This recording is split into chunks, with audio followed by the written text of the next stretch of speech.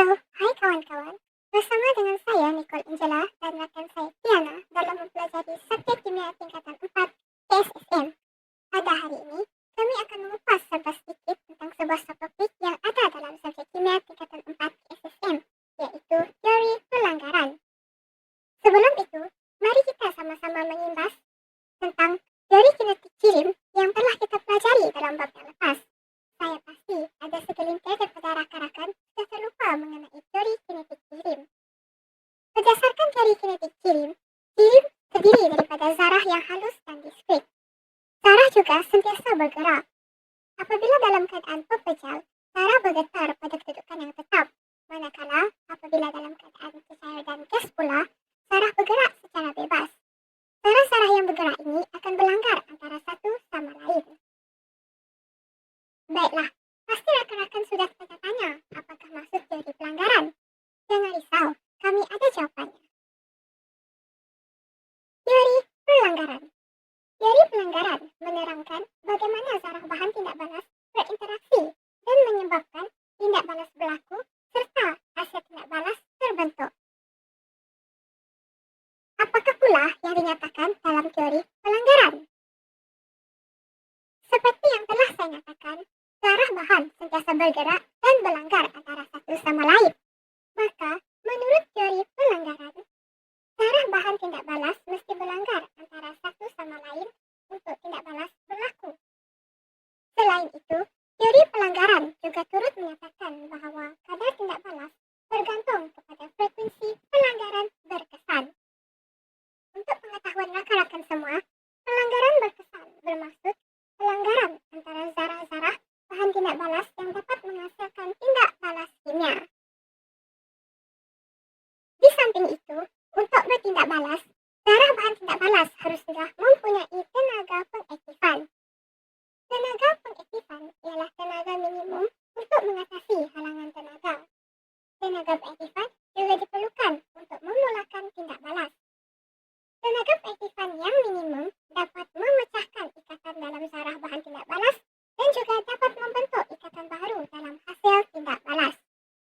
Namun begitu, setiap tindak balas yang berlainan mempunyai tenaga pengaktifan yang berlainan. Untuk pengetahuan rakan-rakan, kita dapat mengetahui perubahan tenaga yang berlaku semasa satu tindak balas kimia melalui gambar rajah profil tenaga. Bukan itu saja, gambar rajah profil tenaga juga dapat memperlihatkan halangan tenaga yang mesti diatasi oleh zarah-zarah bahan tindak balas untuk memulakan tindak balas. Terdapat dua jenis gambar rajah profil tenaga. Yang pertama ialah gambar rajah profil tenaga bagi tindak balas eksotermik. Dalam tindak balas eksotermik, haba dibebaskan ke persekitaran. Hal ini menyebabkan jumlah tenaga bahan tindak balas melebihi jumlah tenaga hasil tindak balas. Tenaga pengaktifan diwakili oleh IA dalam rajah. Yang seterusnya ialah gambar rajah profil tenaga bagi tindak balas endotermik. Dalam tindak balas endotermik, haba diserap dari persekitaran. Hal ini akan menyebabkan jumlah tenaga hasil tindak balas melebihi jumlah tenaga bahan tindak balas.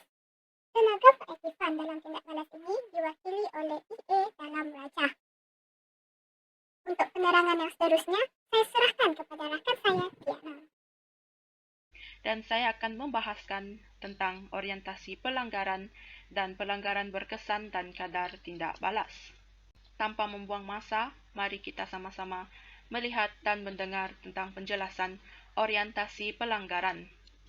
Huraian pertama adalah zarah yang mempunyai tenaga sama atau melebihi tenaga minimum yang dikenali sebagai tenaga pengaktifan. Pelanggaran antara zarah bahan tindak balas pada orientasi yang betul membolehkan ikatan lama dipecahkan dan ikatan baru terbentuk. Akan tetapi, sebilangan kecil sahaja pelanggaran yang menyebabkan pelanggaran berkesan. Ini kerana yang pertama, zarah-zarah mesti mempunyai kandungan tenaga yang minima dalam pelanggaran untuk tindak balas berlaku, iaitu tenaga pengaktifan. Yang kedua adalah zarah-zarah hendaklah bertembung antara satu sama lain dalam orientasi yang betul. Ini dinamakan faktor sterik. Dan kedua-dua ini adalah faktor kenapa sebilangan kecil sahaja pelanggaran yang menyebabkan pelanggaran berkesan.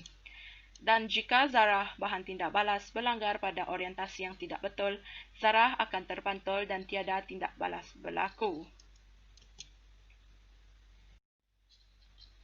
Kami faham ada sebilangan daripada kalian tidak memahami apa yang dijelaskan oleh saya sebentar tadi, dan saya telah menyediakan satu gambar rajah. Mari kita lihat bersama-sama.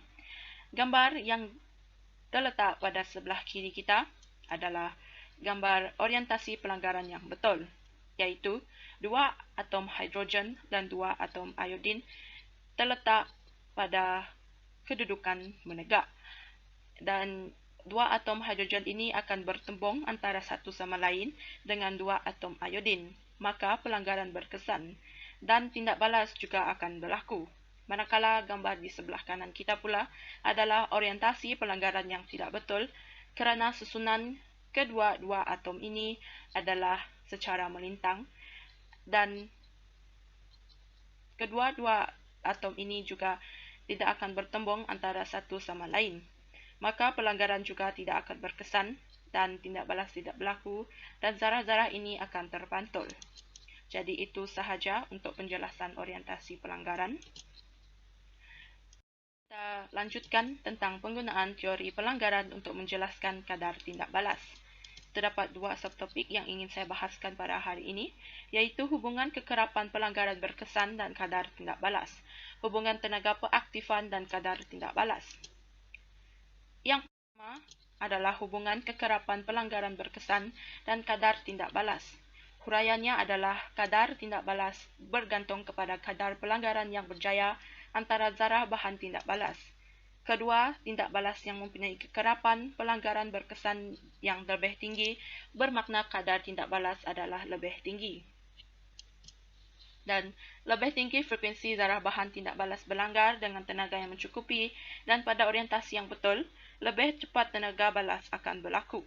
Dalam erti kata lain, frekuensi pelanggaran berkesan bergantung kepada kadar tindak balas. Dan ini adalah hipotesis yang telah dibuat. Dan yang terakhir adalah hubungan tenaga peaktifan dan kadar tindak balas. Tindak balas dengan tenaga peaktifan yang tinggi berlaku secara perlahan, manakala tindak balas dengan tenaga peaktifan yang rendah berlaku secara pantas. Ini kerana tenaga peaktifan adalah tenaga yang digunakan secara minima atau tenaga yang sama untuk membolehkan pelanggaran berlaku. Maka itu sahaja pembentangan kami berdua pada kali ini agar pembentangan kami dapat memberikan serba sedikit pengetahuan tentang topik ini. Dan sekian, terima kasih.